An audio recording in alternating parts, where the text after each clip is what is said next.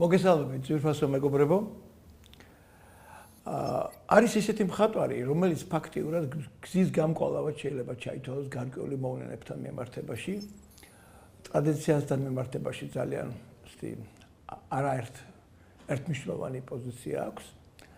იმიტომ რომ ეკუთვნის განსაკუთრებულ ეთნიკურ ჯგუფს, უпростоოდ ერს.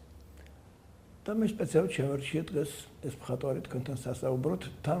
მინდოდა ბევრი სხვადასხვა მიმართებით წამეყვანა ამ დიდხელოვანზე საუბარი, იმიტომ რომ გვაძლევს საშუალებას მისი ბიოგრაფია სხვადასხვა მიმართულებას შევეხოთ.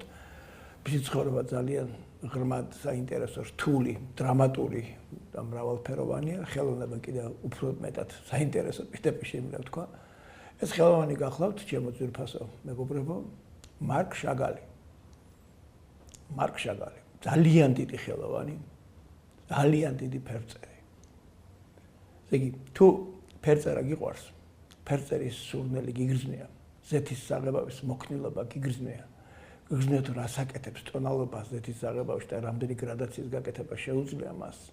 რა ნიუანსების გაკეთება შეუძლია მას. თუ ისიც გიგრძნია თუ როგორ შეიძლება ზეთი დაიმორჩილო და მისგან მართა შექმნა ჯადოსნური სამყარო. იგრძნობ რა არის მაშინ მარკ შაგალის დიდი ხელოვნება. თან ახლა გაითვალისწინეთ მეგობრებო, ეს ადამიანი ებრაელი, გამოკვეთილი ხასიდური ტიპის ოჯახიდან, ხასიდური ოჯახიდან და ისიც კარგად უნდა გავიცნობიეროთ, ეს ადამიანი ეკუთვნის ისეთ ეთნიკურ, არამედ ეროვნულ ჯგუფს, რელიგიურ მიმართულებას, სადაც გამოსახულება კატეგორიულად აკრძალული იყო საუკუნეების განმავლობაში. ამ დიდმა ერმა, ებრაელმა ერმა შექმნა არაჩვეულებრივი პოეზია, არაჩვეულებრივი მუსიკა, საოცარი ლიტერატურა. ამ მხატვრობაში მას თითქმის არაფერი გაუკეთებია. მაგრამ 19 საუკუნის ბოლოს მე-20-ის დასაწყისში შემოვარდა რამდენიმე გენიალური ებრაული წარმოშობის მხატვარი და მოიცვეს თელი ეს სამყარო თავისი გენიალური აზროვნებითა და ხადსახევანი ფიქრებით, თუ შეიძლება ასე ითქვას. მათ შორის იყო ძალიან ბევრი ხელოვანი, ისეთი ტიპის, რომელიც აზროვნებდა ნიშნებით, თითქოს სიმბოლო ნიშნებით, რომელიც ორგანულად ყოფილიყო ებრაული ნაციისთვის, და იყვნენ მხატვრები და არის მხატვარი მარკ შაგალის სახით და არა მარტო ის, რომელიც აზროვნებდა ხადსახოვნებით. ეს ზუსტად იმის საპირისპირო თითქოს ეს არის გამოირჩევა. ესე იგი, ფაქტობრივად ორი ხაზგასმით ორი მიმართულება არსებობს, ხო? ნიშნებით, ნიშან სიმბოლოებით აზროვნება, რომელიც ორგანული შეიძლება იყოს, თქო, ებრაული ინტელექტუალური და რელიგიური ტრადიციული წარმოდგენების წარმოდგენებთან მიმართებაში და მეორე ხადსახეებით, წარმოსახვებით აზროვნება, რომ თითქოს მიუღებელი უნდა იყოს თან ისეთ ტრადიციულ ოჯახში და საკმაოდ გაუნათლებელ ოჯახში, პირდაპირ გაგებით, ესე იგი, მე ვამბობ საერთოდ საერო განათლებაზე ლაპარაკი, როგორც ამ ოჯახს ჰქონდა, სეგალების ოჯახს ჰქონდა, რომლებიც ვიტებსკში ცხოვრობდნენ. ხა მე ბიოგრაფიას აუცილებლად შევეხოთ, მაგრამ მე საერთოდ მიყვარს ხოლმე, როდესაც რომელიღაცა ნამუშევარზე ვაკეთებ, ან ნამუშევარ და ჯგუფზე, სერიაზე ვაკეთებ ხოლმე. აქცეც და ჩვენი საუბრების ძირითადი შინაარსი ეს არის, რომ სწორედ შევეხო რომელიმე კონკრეტულ ნამუშევარს, მაგრამ აუცილებლად უნდა ვთქვა, რომ ბიოგრაფიას უნდა შევეხოთ აუცილებლად, იმიტომ რომ ჩვენთან ძალიან ახლოს არის ბევრი რამ აქ. ჯერ ერთი ეპოქაა ძალიან საინტერესო. მარკ შაგალი 3 წლით არის უმცროსი პიკასოზე. ხოლო 3 წლით უფროსია მოდელიანთან შედარებით. ესე იგი, წარმოგიდგენთ, მოდელიანი, მოგეხსენებათ, ლივორნეოლი, ესე იგი, იტალიელი ებრაელია, ესე იგი, მოდელიანზე ელაპარაკა. ამ მოდელიანზე ელაპარაკა ამ უსიმპათიურეს და უცნაურეს ადამიანს. არა, ეხლა დღეს არ მექნება მასზე საუბრის დრო, მაგრამ მაინც უნდა შევეხო, ხო? იქაც ძალიან საინტერესო მომენტია, სხვა დედების ფაქტორი. ახლა მომკალით, მეგობრებო და დედების ფაქტორი ძალიან მნიშვნელოვანია ხელოვანთა ჩამოყალიბების საქმეში. მე ჩემ ტყავზე მაქვს ეს გამოსტილი, თუ რას აკეთებდა ჩემთან მიმართებაში. ჩემი დედა. ასე რომ რეალად ვიცი ეს რა არის. ვიცი ეს რა არის და ამიტომ უფრო თამამად ვლაპარაკობ ამ თემასთან დაკავშირებით და სწორედ მარკ შაგალი, რომელიც ესეთ ეპოქაში იბადება და იბადება ესეთ ვიტებსკში, ეს არის დღევანდელი ბელარუსიის ტერიტორია, იმ დროს ის კი რა თქმა უნდა რუსეთის იმპერიის ტერიტორია გახდა და თან პროვინცია, უცნაური პროვინცია, ძალიან უცნაური, დახურული. გეტოს პრინციპი მანდ არ არის. აი რაც შეიძლება ვარშავაში ყოფილიყო, ხო, თქვა ეგრევე თქვა ელემენტი ყოფილიყო გეტოსი თქვა ვენაში, მაგრამ რაღაცა ცალკე ცხოვრობენ ებრაელები, ქაური ებრაელები. ესე იგი, ამ შემთხვევაში ჩვენი გმირის მარკ შაგალის, ესე იგი, მოშე სეგალი, აი მისი ნამდვილი გვარი და სახელი, ხო, მისი მამა არის თევზის გამყიდველი, არც კი თევზის გამყიდველი, თევზის ჩამომტარებელი. ფაქტობრივად მას თავისი ურმით თუ რა დავარქვა ამას თუ რაღაცა ვიტყვი რუსულ იმიტომ რომ ესაც წელეგით და აქვს ასე იგი ებრაულ უბნებში და არა მარტო ებრაულ უბნებში ამ ქალაქის ვიცებსკის იქვე არის პატარა ქალაქი ლიოზნო სოფელივით ქალაქია სადაც მისი ბაბუა და ბებია ცხოვრობენ და ეს იყო საზაფხულო გასეირნების ადგილი დასვენების ადგილი სულ რაღაცა როგორც ამბობენ მე არ ვარ იქ დამყოფი ამ შემთხვევაში ლიოზნოში 7-8 კილომეტრია და იქ მიდიოდნენ ხოლმე საზაფხულოდ თუმცა ბევრი დები ყავდა თვითონ იყო ერთ-ერთი ვაჟი რომელიც ყველაზე მეტად უყვარდა ოჯახს იმიტომ რომ განსაკუთრებულად სიმპათიური იყო თვითონაც ახსენებს თავის არაჩვეულებრივ ავტობიოგრაფიაში და მემუარებში საოცრად უნდა გითხრათ რომ კარგად წერს ძალიან დღიურებს და ძალიან ნიჭიერი კაცია მეგობრებო აი წარმოუდგენლად ნიჭიერი კაცია აი ესე დიაპაზონი აქვს ნიჭის რომ აი გაოგნებული ხარ რომ დიდი საჩუქარია რომელიც კაცობრიობას საჩუქა ამ დიდმა ნაციამ ებრაელმა ნაციამ საკაცობრიო საჩუქარია ნუ საჩუქარია და რა ვიცი ადავარქა ეთქობა დავიმსახურეთ რომ ეს ადამიანი კაცობრიობას ყავს მარკ შეგალის სკოლის ხო რა თქმა უნდა და აი აქ სწორედ ეს ადამიანი აი ამ ლიოზნოსა და ბიცეპსკს შორის იდება ხასიდურ ოჯახში რა თქმა უნდა ისინი საუბრობენ ოჯახში იდიშზე ეს არის რაღაცა ეს არის ივრითი ეს სამეცნიერო ენა კლასიკური ენა რომელიც არის ესე ძველი ლიტერატურისა და ამ შემთხვევაში პირველ თქმა თორის და ასე და მიდრაშის წაკითხვის ენა ასე ვთქვათ ეს საიდუმლო და ღრმა რელიგიური ტექსტების ეს რაღაც უცბად გერმანულ ენასთან გადაჯაჭვული რაღაც უცნაური საყოველთაო ენა იდიშზე საუბრობს თუმცა დადის რა თქმა უნდა სკოლაში სპეციალურ ხასიდურ სკოლაში მოგეხსენებათ ეს მიღებული ფორმა იყო აუცილებელიც კი იყო ებრაელებისთვის ხატვაზე ხო ლაპარაკი ზედმეტია მაგრამ დედას აქვს ძალიან დიდი სურვილი რომ ბავშვს ასწავლოს მისი ვაჟი მისი ლამაზი ბიჭი ლამაზი ეს იგი მოშე იყოს განათლებული ну ხა მე ძალიან დეტალებში არ შევალ იმიტომ რომ ძალიან ბევრი გვაქვს მაშინ სასაუბრო და აი აქ სწორედ ამ სკოლაში წვალების დროს და როცა სწავლობს და ძალიან უჭირს იმიტომ რომ ეგეთი კარგად არ ლაპარაკობს რუსულად მე რა თქმა უნდა აუღებს ალღოს ის რუსულ გრამატიკასაც და ნიჭიერი კაცია უცება უალღო რუსულს პონაპრივე რუსული ხა იყო სახელმწიფო ენა იყო და რუსეთის იმპერია გახდათ ეს თან ვიწევს ქონდა განსაკუთრებული პოლიტიკური მნიშვნელობა იმიტომ რომ ვიწევსში იყო გითხრათ ებრაელთა საკმაოდ დიდი ასე ვთქვათ ჯგუფი ადამიანთა ებრაელთა ძალიან დიდი შემიძლია თქვა თითქმის 60% დანარჩენი იყვნენ რუსები და რეალურად უბრალოდ ქრისტიანები და მათ შორის იყო სხვა შორის საკმაოდ ესეთი ნორმალური ურთიერთობა მიუხედავად იმისა როგორც ჩანს როგორც მისი აღწერებით ვიცით ჩვენი გმირის აღწერებით ვიცით ეს იყო რაღაცა კორექტული ურთიერთობა თუ შეიძლება ასე ითქვას და ესეთი განსაკუთრებული დარბევები გარკვეულ პერიოდში მის ბავშვობაში არ ყოფილა მაგრამ ბავშვს ხატვის ტალანტი აღმოაჩნდა udაოდ იმიტომ რომ სწავლა უჭირს დიდად არ იკლავს თავს რაღაცებს კი სწავლობს ამ სკოლაში მაგრამ ერთი კლასი ძლივს და ამთან დარჩა პირველში ხან ლაპარაკობ ხოლმე მათ ბიოგრაფიებსაც მე გაოცებული ვარ ხოლმე იცით რა რომ აი ასეთი გენიალური ფიგურა კლასში დარჩეს ხო მაგრამ ასია ნუ აი ეს უცნაური რაღაცა ხდება დარჩა კლასში ვერჩა მეორე წელს ძალიან მოინდომა თუმცა ოჯახმაც მაგრა შეუტია დედამ კონკრეტულად მამა პასიური ხო მამას ერთჯერ საერთოდ არ წოდნო და ერთ მისი საქმე გაეგრძელებინა მამამ ძალიან პასიური პერსონა, დედა აქტიური და თან ქალიშვილებსაც აიძულებს ხოთა შორის ცოცხალი პროცესში იყვნენ ჩართულები და საერთოდ ინტეგრირება მოახდინონ ჩვეულებრივ ქვეყნის ცხოვრებაში. სახელებიც კი გამოიცვალეთ, გოგო, აი ხანა მისი და გახდა ანა, თქვათ ელიზაბეთი გახდა თქვენ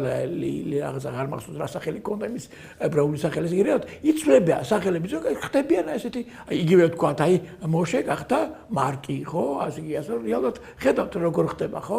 აი ეს ინტეგრაციის სურვილი და დედა ამის ინიციატორი ეს ძალიან ღრმა და ძალიან საინტერესო ქალბატონი და მაგრამ ბავშვს აქვს ნიჭი უნდაოდ აქვს ნიჭი სულ უნდა რომ ჭღაბროს სულ უნდა რომ რაღაცა ხატოს აი გაუთავებთ რაღაცის გაკეთება უნდა ძალიან რთულია რა თქმა უნდა ამის ყველაფერს მოგვარება და მოწყობა და ამას ახერხებს კიდევაც უნდა გითხრათ იმიტომ რომ დედა შეამჩნევს რომ აი რაღაცა სჭირს ბავშვს რა ძალიან უნდა და აქ მოხდება ძალიან საინტერესო რამ რომ ვიწევსკში ამ დროს არის ძალიან საინტერესო სკოლა რომელსაც სათავეში უდგას იეხუდი მოსეს ზეპენი ესე იგი გადაიკეთა ამ კაცმაც სახელი მისი სახელი არის იური მასივიჩ პენი ვინ არის ახლა ეს კაცი? სპეციალურად ვაბობ ეს გამოთქმით და კონკრეტულად, იმიტომ რომ ეს კაცი როგორც ჩანს ძალიან დიდი კაცია. დამთავრებული პეტერბურგის სამხატვრო აკადემია დიდი ბრძოლით, ებრაელია, გამოკვეთილად ხო? წარმოიდგინეთ, ადამიანმა მოახერხა, გამოეღწია. ფაქტობრივად პირველი სერიოზული მხატვარია ებრაული წარმოშობის თელ აღმოსავლეთ იმპერიებთან შორის თუ შეიძლება ასე ვთქვათ, ერთ-ერთი უნიკალური მოვლენა გახავთ და პენთან იკრიბებიან ძალიან ბევრი სწორედ ებრაული წარმოშობის ბიჭები, ძირითადად ბიჭები არიან და სწორედ აქ მივა, აქ იწყებს სწავლას და ბავშვს ნიჭი უდაოდ აქვს, მით უმეტეს რომ სხვა შორის ერთი პატარა ისტორია მაინც უნდა მოყვება, მაგის გარეშე არ გამოვა არაფერი. ბაბუასთან შადის ლიოზნოში უკვე პორტრეტად ნელა ხატავს რა, ხატავს, კარგად ხატავს თითქოს რაღაცა და იქ დახატავს და ბაბუა ეტყვის, დახატე? არ მაჩვენო.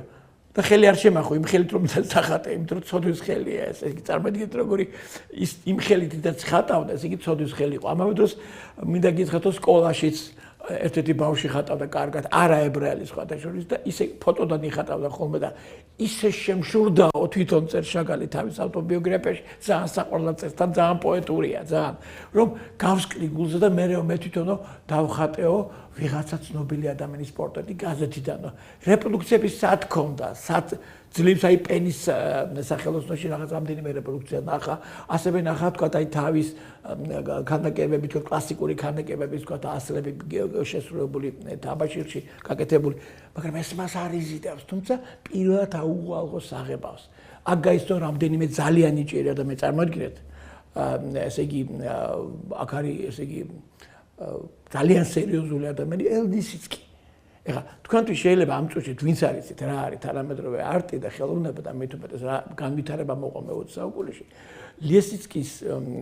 ლისიცკი არის ერთ-ერთი შემქმნელი და ლიდერი კონსტრუქტივიზმისა. ჯერ რუსული, მერე საბჭოთა და ზოგადად მსოფლიო კონსტრუქტივიზმის არქიტექტურასა და მხატვრობაში. ეს უდიდესი პერსონაა, უნდა გითხრათ. და ასე რომ ამ სკოლაში ყველა თუ კი ვინმე ვიცით, აი ვისაც შეიძლება მე ვილაპარაკოთ რაღაცა გაუკეთებია ებრაული წარმოშობის ბავშვებზე და ახალგაზრდებზე ლაპარაკი, სწორედ აქ არიან აქ იზრდებიან და აკეთებენ, იმიტომ რომ რეალურად შემდგომ ამ სკოლის ბაზაზე თვითონ შაგალი ხდება ამ სკოლის მერე ხელმძღვანელი, უკვე ბოლშევიკების მასულის დროს და აქ მერე იგი მოიწვევს სხვადასხვა ასე ავანგარდულად ორიენტირებულ მხატვრებს, რომელთაგანაც ერთ-ერთი განსაკუთრებულია პირდაპირ ვიტყვით ეს შაგალის მიერ იქნება მოწვეული, უკვე როდესაც უკვე შაგალი სახელოვანი მხატვარია, თითქმის საერთაშორისო მასშტაბის ხელოვანია, მაგრამ ეს არის ბოლშევიკების პირველი წლები და აქ მოიწევს იგი ერთ-ერთ ლექტორად მოიწევს კაზიმირ მალევიჩს. თუმცა იქ საოცარ რაღაცას გააკეთებს მალევიჩი, პირდაპირ შემიძლია გითხრათ, ყოველგვარი გადამეტების გარეშე. ასე იგი დაასმენს, პირდაპირ გაგებით მალევიჩი დაასმენს შაგალს, რომ იგი არ ემსახურება რევოლუციის იდეალებს, რომ ეს მისი იდეები ბურჟუაზიულია და ჩამორჩენილია, დეკადენტურია. ასე იგი საერთოდ უნდა გითხრათ, რომ პირველი თაობის ავანგარდისტებს მიაჩნდათ, რომ ბოლშევიზმის ეს იყო უმაღლესი ფორმა ავანგარდული ცნობიერების გამოვლენისა სოციალურ პლანზე და მათი სახელმწიფო ფორმები არც მეტი არც ნაკლები შეესაბამებოდა ბოლშევიზმის ძირითად პათოსს. ამიტომ არ უნდა გავაკრიტიკოთ ამ შემთხვევაში დიდი კაცი, დიდი ავანგარდისტი მართლაც მალევიჩი მესთან დაკავშირებით, რომ იგი ვერ იტანს შაგალის ხატსახოვან აზროვნებას. მას სწორედ ამ კაცს, რომელიც არ არის ებრაელი, ხო, ამ კაცს სწორედ მოეთხოვება ჩვენგან მოითხოვება, რომ გავუგოთ, რას აკეთებს, თუმცა მე პირადად ადამიანურად ნამდვილად არ მესმის. რომ ეს ფაქტობრივად დაიკავოს მისი ადგილი და გახდეს დირექტორი. ამას ახერხებს კიდევაც, იმიტომ რომ შაგალი არ იყო ის კაცი, რომ თავი შეეკლა ვიღაცასთან ამ შემთხვევაში, თუნდაც მის კოლეგას და რომლის ხატრობას მისთვის სრულიად მიუღებელი იყო. არაფრით არ ესმოდა მას კვადრატები, კუბები და მეთოდე შავი კვადრატი, რომელიც ძალიან საინტერესოა, ამაზე ალბათ სხვა დროს ვისაუბრებთ, ძალიან მნიშვნელოვანია და იმიტომ და ტოვებს ამას ყველაფერს და არა მარტო ტოვებს, არამედ ტოვებს თლიანად ქვეყანას. მანამდეც გასვლებზე ხარ მაქვს დრო, რომ ყველაფერი დეტალურად მოგიყვეთ, იმიტომ რომ რეალურად მას აქვს ურთიერთობა ნიკოლაი რერიχთან, პეტერბურგში ჩადის რერიχთან აი სხვა რუსი მკვლევარები ძალიან ცდილობენ დაამტკიცონ რომ ნიკოლაი რერიხმა ამ მისტიკურად ორიენტირებულმა ტიპმა რომელიც თან ამავე დროს პირდაპირ შემიძლია თქვა რომ ბოლშევიკურ NKVD-სთან უბრალოდ ჩეკასთან ქონდა კავშირები და ამავე დროს აგნიოგოს ერთ-ერთი ხელშემწყობი იყო და უკავშირდებოდა თქვა ესეთი თეოსოფიურ უცნაურ მოძრაობებს რომელიც სათავეს იღებდა ლამებთან ურთიერთობაში აი დალაი ლამას წერილი სწორედ ლამას წერილი მან ჩამოუტანა სწორედ ლენინს რომელიც მე ლუჩასკიმ წაიკითხა ეხლა ეს ცალკე თემაა ბუნებრივია ძალიან ხშირად ცდილობენ თქვა რუსი ხელმძღვანელები თქვა რომ აი განსაკუთრებულია რერიხის როლი მის აღზრდაში თუმცა მის ავტობიოგრაფიაში თვითონ ავტორის ამ შემთხვევაში მარკა შაგალის იგი ხაზს უსვამს რომ არაფერი განსაკუთრებული არ უსწავლი უბრალოდ თავის სენტიმენტალურ ლექსებს ძალიან ხმამაღლა და პათეტიკურად კითხულობდა ხოლო მხატვრობა ელემენტალურად არ მომწონდაო ეს იყო ცუდად გაგებული პრივიტივიზმი და რაც ყოველთვის ცუდად გაგებული გოგენი უკვე იცის იმიტომ რომ მას აქვს ურთიერთობა ლეონ ბაქსტი და ალექსანდრ ბენუა ეს არის პეტერბურგის ელიტისტური წრე ამ შემთხვევაში ბაქსტი პირდაპირ გაგებით ებრაელია თან მაღალი რანგის განათლებით მონათლულიც არის სხვა შორის მას სჭირდებოდა გარკვეული კარიერული წინსვლის მიზნით იმიტომ რომ მან თავისი აკადემია შექმნა სადაც ასწავლიდა სწორედ ადამიანებს ნიჭიერ ადამიანებს სხვა თუ ებრაელი იყო მით უმეტეს ხელს უწყობდა თან მით უმეტეს მას დამფინანსებელი ყავდა ამ შემთხვევაში ჩვენს გმირს დამფინანსებელი ყავდა და ასე რომ რეალურად ებრაული წარმოშობის ადამიანი რომელიც ძალიან ბევრ ამას აკეთებდა მისთვის ყოველ შემთხვევაში დაფინანსება სერიოზულად ეს არის დავით გინზბურგი რომელიც სხვა შორის წარმოშობით ითვლებოდა თავადად ოღონდ გერმანელებს ჰქონდათ მიცემული მისთვის ეს გერმანი ამ შემთხვევაში კაიზერის მიცემული იყო ეს წოდება თუ შეიძლება ასე ითქვას ასე რომ რეალურად აი ამ სწორედ გინზბურგის დაფინანსების სტიპენდიაც კი ჰქონდა და პეტერბურგში ერთი პერიოდი კარგადაც ცხოვრობდა თუმცა თავიდან როცა იგი პეტერბურგში ჩავიდა ესე როცა ახლა მეცოტა გადავედი დროში ძალიან დიდი პრობლემები შეექმნა ელემენტალურად დასაძინებელი ოთახიც კი არ ჰქონდა და დედამ რაც შეიძლება ფული მიცა და გაუშვა ბავშვი მეც ცოტა დროში უკან დავბრუნდი ის კი არა ერთი საინტერესო მომენტი მახსენდება დაიქირავა დასაძინებელი საწოლი დაიქირავა ერთად ასე ვთქვათ ჰოსტელი თქვა ჰოსტელი როგორ ქვია მაგას რაღაცა ჩარლი ჩაპლინის ფილმებში ახლა ხშირად ასეთი რაღაცები ჩარლი ჩაპლინი უყვარს გიждდება და რაღაცა საერთო აქვს აი ძალიან ბევრიც აქვს საერთო ხასიათშიც აქვს მაგრამ ჩარლი ჩაპლინთან ერთად სხვაში რაღაცა მეფისტოსულიც აქვს ჩარლი ჩაპლინი თავიდან ბოლომდე ანგელოზია ეს ანგელოზიცაა და თან მეფისტოც აი უცნაური კაცია მაგ შაგალი ძალიან უცნაური კაცია და აი აქ დაიქირავა და აღმოჩნდა რომ ეს საწოლი რომელიც მან დაიქირავა სხვასაც აქვს დაქირავებული ზი ნახევარი საწოლის არის მისი ნახევარი საწოლის არის ვიღაც ტიპის ერთად იწვენ ვიღაც გაუგებარ ბინძურ ფეხდაუბანელ თავდაუბანელ ტიპთან ერთად და რა კარგად წერს აი როგორ მოგიყვა ძალიან პოეტურად წერს და ვერ ვიძინებდი იდიშალ ისმატრიალ ასე სუნთქავდი და უყურებდი მთვარეს ასე მაგრამ ეს უნდა ნახოთ როგორ აღწერს ამას ნუ სულ მალე იგი შეამჩნიეს სწორედ აი ბაქსტის დამსახურებით შეამჩნიეს დიაგილევის ჯგუფმა მოგეხსენებათ მირისკოს და ხელოვნების სამყარო ხო ასე შეგვიძლია ვთარგმნოთ ეს იყო ესეთი ელიტისტული ტიპის გაერთიანება ნუ სადაც შაგალის განსაკუთრებულობა შეამჩნიეს რა თქმა უნდა ბუნებრივია შეიძლება შეამჩნიათ და იგი პირველად ხდება სწორედ იმისთვის რომ დაეხმაროს ამ ბაქსს და დაეხმაროს დიაგილევის ჯგუფს აი დეკორირებისთვის და დეკორაციების გაკეთებისთვის საიდან დაიწყო ლიოზნოდან დაიწყო თევზის ტელეგით დამტარებლის შვილმა და ხდება პარიზში დიაგილევის ჯგუფში რომ გააფორმოს მისი სპექტაკლები